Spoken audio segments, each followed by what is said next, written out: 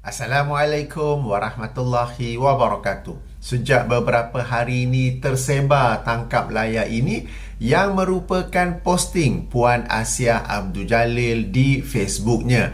Ayuh kita baca dan kemudian saya berikan ulasan dan react. Beliau menulis, sebagai seorang liberal, saya percaya syurga bukan untuk orang Islam sahaja. Pendirian saya si malap boleh masuk syurga.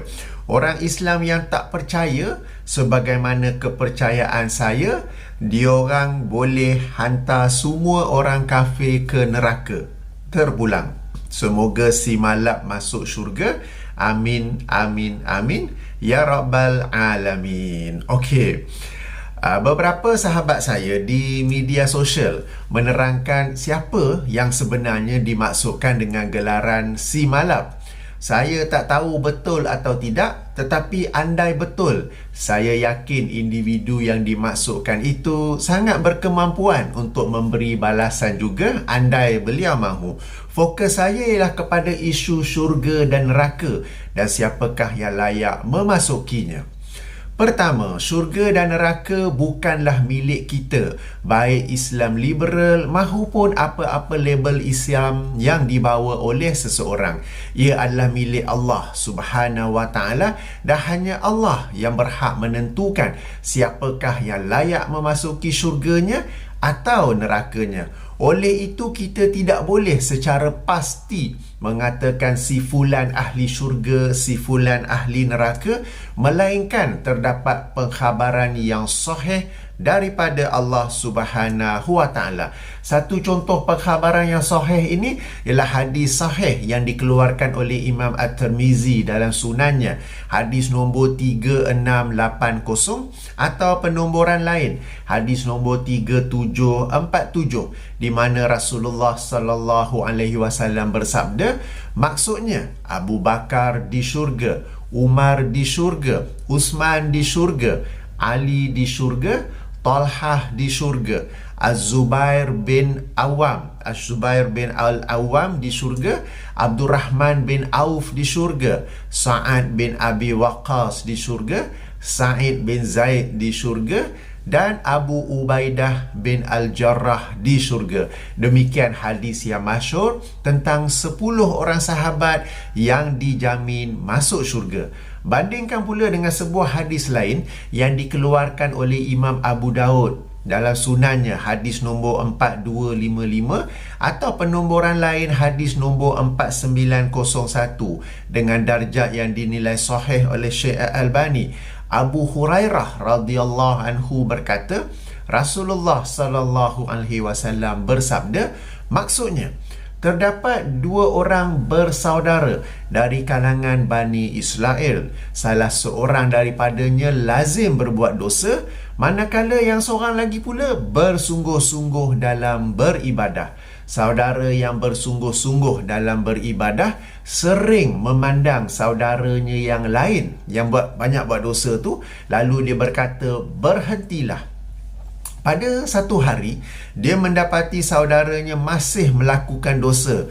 Lalu dia berkata, berhentilah. Namun saudaranya itu menjawab, biarkanlah aku. Demi Tuhanku, apakah engkau diutus untuk mengawasi aku? Lalu saudaranya yang bersungguh-sungguh dalam beribadah itu berkata, demi Allah, Allah tidak akan mengampunkan engkau, atau Allah tidak akan memasukkan engkau ke dalam syurga. Maka beberapa ketika kemudian roh kedua-duanya dicabut dan mereka dihadapkan kepada Allah Tuhan sekalian alam. Lalu Allah bertanya kepada saudara yang bersungguh-sungguh dalam ibadah, apakah engkau mengetahui tentang aku, atau apakah engkau berkuasa atas apa yang berada di tanganku? Dan Allah berkata pula kepada saudara yang lazim berbuat dosa, pergilah masuk ke syurga dengan rahmatku. Dan Allah berkata pula kepada saudara yang seorang lagi yang bersungguh-sungguh beribadah, bawalah orang ini ke neraka. Berkata Abu Hurairah, demi jiwaku yang berada di tangannya, sungguh orang tersebut, yang ini saudara yang bersungguh-sungguh dalam beribadah, telah mengucapkan kata-kata yang membinasakan dunia dan akhiratnya. Antara pengajaran daripada hadis ini ialah kita sememangnya disuruh untuk amar makruf dan nahi mungkar. Akan tetapi, walau bagaimanapun, namun begitu, janganlah sampai berkata kepada orang yang melakukan kemungkaran itu bahawa dia pasti tidak akan diampunkan dosa-dosanya, pasti tidak akan memasuki syurga. Ini kerana keampunan dan syurga adalah urusan Allah dan bukan urusan kita. Urusan kita ialah memberi teguran, memberi nasihat, dan bukannya memberi kata putus tentang keampunan atau syurga neraka. Kembali kepada isu yang sedang kita ulas, berdasarkan hadis ini, pengajarannya adalah tidak boleh secara pasti berkata si fulan akan masuk neraka dan si fulan akan masuk syurga. Okey, baik. Ulasan kedua, meskipun kita tidak boleh berkata secara pasti si fulan akan masuk syurga atau neraka, kita boleh, malah patut menganjurkan seseorang itu untuk memperbanyakkan amal soleh yang dapat menarik ke syurga dan meninggalkan kemungkaran yang dapat menolak ke neraka. Oleh kerana itulah, dalam Al-Quran terdapat banyak ayat yang mengaitkan amal soleh dengan syurga. Misalnya ialah firman Allah Azza wa Jalla dalam ayat 82 surah Al-Baqarah. وَالَّذِينَ آمَنُوا وَعَمِلُوا الصَّالِحَاتِ أُولَئِكَ أَصْحَابُ الْجَنَّةِ هُمْ فِيهَا خَالِدُونَ. Bermaksud orang-orang yang beriman serta beramal soleh, merekalah ahli syurga, mereka kekal di dalamnya. Okay? Ayat seumpama ini berulang banyak kali di dalam Al-Quran. Terdapat juga hadis-hadis yang sahih yang menganjurkan sesuatu amalan dengan ganjaran syurga atau memperingatkan sesuatu kemungkaran dengan balasan neraka. Justru meskipun kita tidak boleh berkata secara pasti seseorang itu ahli syurga atau neraka, kita boleh, malah patut mengajak seseorang itu ke syurga dan menjauhi neraka secara umum. Contohnya, ayuh kita memperbanyakkan amalan puasa sunat. Moga-moga dengan itu kita layak memasuki syurga melalui pintu Ar-Rayyan yang dikhaskan kepada orang yang banyak berpuasa. Selain itu, kita juga dianjurkan untuk berdoa sebagaimana hadis yang dikeluarkan oleh Imam An-Nasai dalam sunannya, hadis nombor 5426, atau penomboran lain hadis nombor 5521, di mana Rasulullah SAW bersabda, maksudnya, sesiapa yang meminta syurga daripada Allah sebanyak 3 kali, maka berkatalah syurga, ya Allah, masukkanlah dia ke dalam syurga. Dan sesiapa yang meminta pemeliharaan, perlindungan daripada neraka sebanyak 3 kali, maka berkatalah neraka, ya Allah, peliharalah dia daripada neraka. Berarti kita berusaha beramal soleh, mengajak orang untuk beramal soleh, dan juga kita berdoa kepada Allah Subhanahu wa Ta'ala.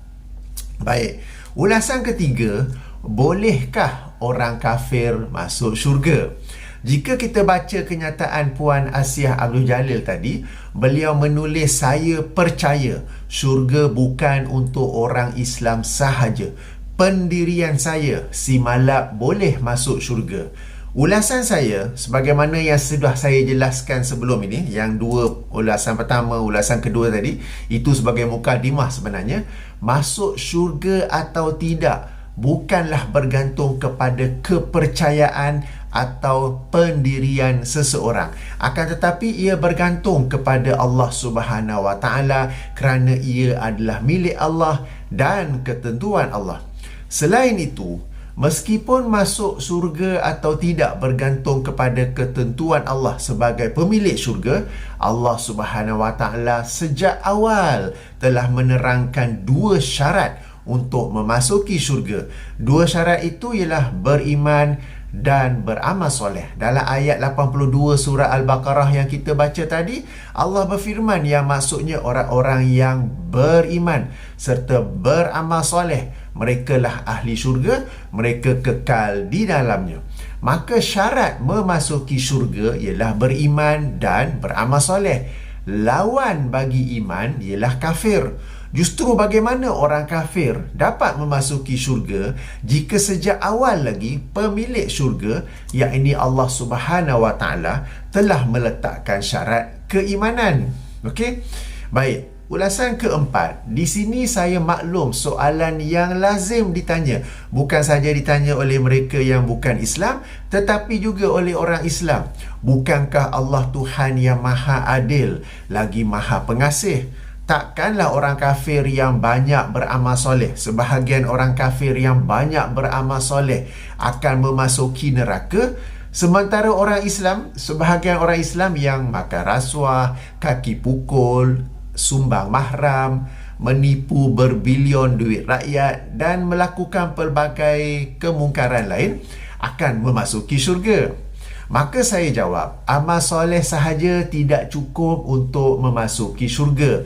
Ia mesti didahului dengan beriman kepada Allah Subhanahu Wa Taala dan seluruh rukun iman yang 6. Perhatikan ayat 124 surah An-Nisa, di mana Allah Subhanahu Wa Taala menerangkan bahawa amal soleh sahaja tidak cukup, tetapi mestilah juga dengan syarat beriman. Allah Subhanahu Wa Taala berfirman, وَمَنْ يَعْمَلْ مِنَ الصَّالِحَاتِ مِنْ ذَكَرٍ أَوْ أُنْثَى وَهُوَ مُؤْمِنٌ فَأُولَئِكَ يَدْخُلُونَ الْجَنَّةَ وَلَا يُظْلَمُونَ نَقِيرًا. Bermaksud, dan sesiapa yang mengerjakan amal soleh, baik dari kalangan lelaki maupun perempuan, sedangkan dia beriman. Sebab kadang-kadang kita amal soleh je kan? Tak, ada satu lagi syarat penting, sedangkan dia beriman. Wahuwa mu'min. Maka mereka itu akan masuk syurga dan mereka pula tidak akan dianiaya, dizalimi walau sedikit pun. Satu cara lain untuk kita lihat perkara ni, yakni dengan memberi penjelasan yang lebih mudah, ialah apabila ditanya kenapakah orang-orang kafir yang, sebahagian orang kafir yang seluruh hidupnya dihabiskan untuk berbuat baik kepada manusia, haiwan dan alam sekitar, tidak dapat masuk syurga, maka dijawab bahawa orang tersebut hendaklah terlebih dahulu berbuat baik kepada Allah yang mencipta dirinya, semua manusia, semua haiwan dan alam ini. Tidaklah seseorang itu dapat dikatakan berbuat baik jika dia hanya berbuat baik kepada makhluk ciptaan tetapi mengingkari Tuhan yang mencipta semua makhluk itu. Berbuat baik kepada Allah ialah beriman kepadanya, mentauhidkannya dan beribadah kepadanya. Ini sebagai satu alternatif memberi penjelasan yang mudah kepada yang bertanya. Sebab kadang nak cari ayat lah pula ke apa kan. Jadi ini penjelasan yang mudah. Sebab mereka sebagai orang kafir, ya kita maklum mereka berbuat baik. Seluruh hidup mereka korbankan untuk berbuat baik sesama manusia, sesama haiwan dan alam sekitar. Lalu kita tertanya-tanya, takkan mereka ni masuk neraka? Maka jawabnya ialah terlebih dahulu hendaklah berbuat baik kepada Allah, hendaklah berbuat baik kepada yang mencipta manusia, haiwan, alam sekitar ni. Okey, berbuat baiknya. Dan berbuat baik di sini maksudnya ialah beriman kepada Allah, mentauhidkan Allah dan beribadah kepadanya. Okey. Sebelum beralih ke ulasan seterusnya, ingin saya peringatkan bahawa kenyataan orang Islam yang makan rasuah, kaki pukul, sumbang mahram, menipu berbilion-bilion duit rakyat dan melakukan pelbagai kemungkaran lain akan masuk syurga sebenarnya tidak lengkap. Ayat tak habis tu. Yang lengkap ialah orang Islam yang makan rasuah, kaki pukul, sumbang mahram, menipu berbilion duit rakyat dan pelbagai kemungkaran lain akan memasuki syurga akhirnya setelah sebelum itu diazab dalam neraka mengikut kadar kesalahannya di dunia dahulu. Dan masuk neraka ni, meskipun 0.1 saat adalah sesuatu yang amat dahsyat, tidak boleh dipandang ringan. Okey, baik. Kelima, Puan Asiah menulis, orang Islam yang tak percaya sebagaimana kepercayaan saya, diorang boleh hantar semua orang kafir ke neraka terpulang. Ulasan saya, nampak sangat Puan Asiah ni orang yang sangat tidak faham tentang syurga dan neraka. Beliau sebagai seorang peguam, arif dalam undang-undang dunia, tetapi jahil dalam undang-undang Allah, khasnya yang berkaitan syurga dan neraka. Sekali lagi saya ulangi, syurga dan neraka adalah milik Allah. Ketentuannya di tangan Allah. Bukanlah peranan kami atau kekuasaan kami, orang Islam, untuk hantar sesiapa ke neraka. Peranan kami ialah mengajak orang ke syurga dan menjauhi neraka dengan cara beriman dan beramal soleh. Baik, sehingga sini saja dahulu 5 ulasan saya. Moga Allah berikan hidayahnya kepada Puan Asiah Abdul Jalil dan semua yang sealiran dengannya. Moga Allah merahmati kita semua, yang dengan rahmatnya itu kita beriman dan beramal soleh secara benar, dan dengan rahmatnya itu kita menjadi sebab kita mendapat anugerah syurga. Beriman dan beramal soleh adalah syarat masuk syurga, sementara rahmat Allah pula adalah sebab kita mendapat syurga yang ganjaran di dalamnya jauh lebih besar berbanding amal soleh kita yang sedikit ni. Dan syurga itu pula berkekalan berbanding amal soleh kita yang sementara saja di dunia ini. Sebelum berakhir, saya juga memiliki video kuliah yang lebih panjang dalam isu ini berjudul Nasib Non-Muslim yang Baik di Akhirat. Jemput menyemaknya ya. Link dalam kotak description. Baik, saya tutupi dengan subhanakallahumma wa bihamdika asyhadu an la ilaha illa anta astaghfiruka wa atubu ilaika. Assalamualaikum warahmatullahi wabarakatuh.